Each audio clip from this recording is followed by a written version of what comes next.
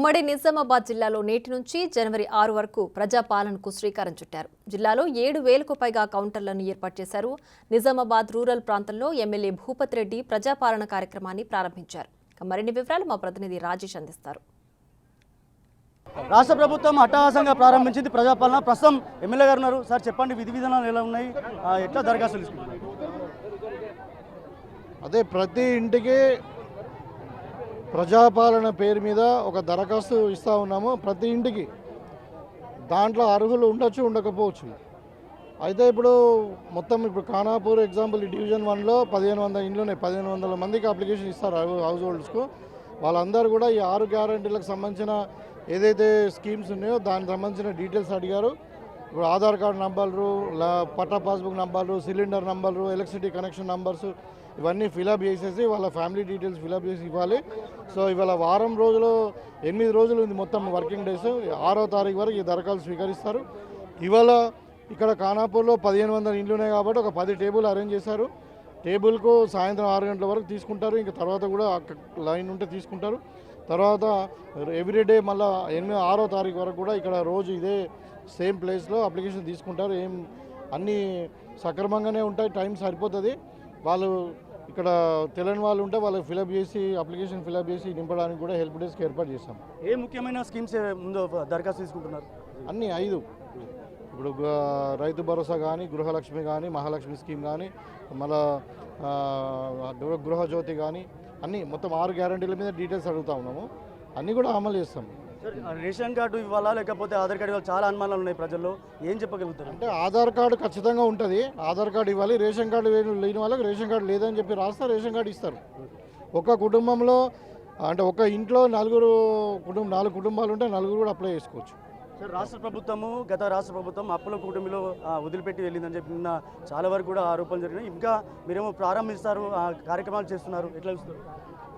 అప్పుల ఉబిలో వదిలిపోవడం కాదు, అప్పులు తెచ్చి పప్పు కూడా తిన్నట్టు మొత్తం ఆ రాష్ట్ర ఖజానా ఖాళీ చేసి మొత్తం దుర్వినియోగం చేసిన డబ్బులని మేము ఆరోపిస్తున్నాం. తెలంగాణ అప్పుల పాలైందని కాదు, తెలంగాణ ధనిక రాష్ట్రమే. కానీ వాళ్ళు తెచ్చినటువంటి అప్పులు సద్వినియోగం చేయకుండా దాంట్లో అవినీతి జరిగింది. కేసీఆర్ కుటుంబము, టీఆర్ఎస్ వాళ్ళు మొత్తం దాన్ని తినేసిండ్రు. ఇక్కడ ఆస్తులు క్రియేట్ కాలేదు. మొత్తం తెలంగాణ అంతా దోపిడీ జరిగింది.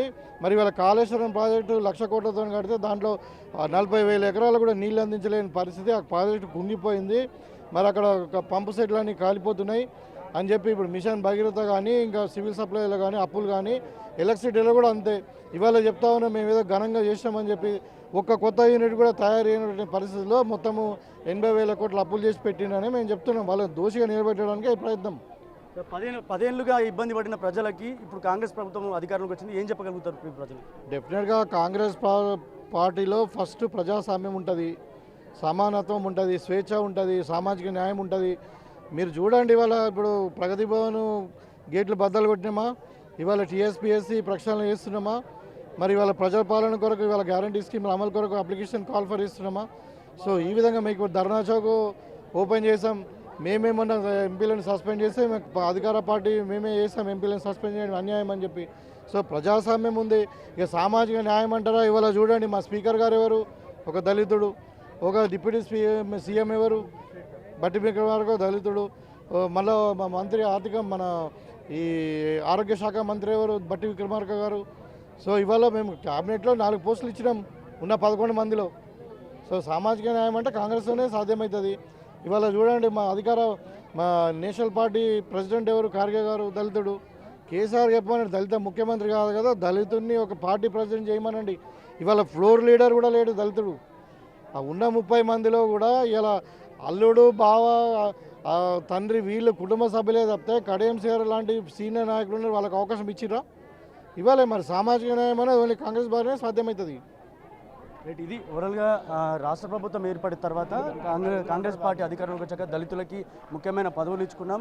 10 ఏళ్లలో జరిగిన అవినీతి ఏదైతే జరిగిందో, 10 ఏళ్లలో జరిగిన ప్రజలు ఇబ్బంది పడ్డారో, ఇప్పుడు కాంగ్రెస్ ప్రభుత్వంలో మంచి పరిపాలన కొనసాగుతుందని భూపతి రెడ్డి తెలుపుతున్నారు. ఇది ఇక్కడ పరిస్థితి. కెమెరా పర్సన్ సందీప్తో రాజేష్, బిగ్ టీవీ, నిజామాబాద్ నుంచి.